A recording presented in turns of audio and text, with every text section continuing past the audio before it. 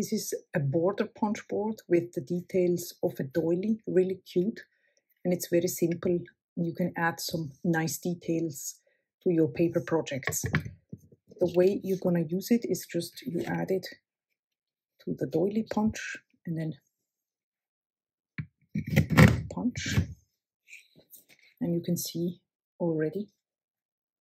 Now what you want to do is you align the doily to the pattern that is already on the punch board here.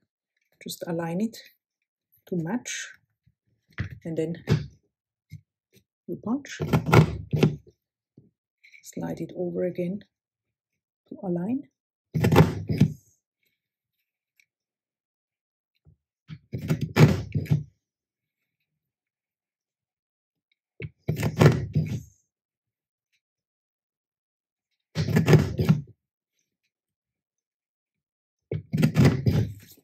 And as you can see, you have a beautiful detail to your paper.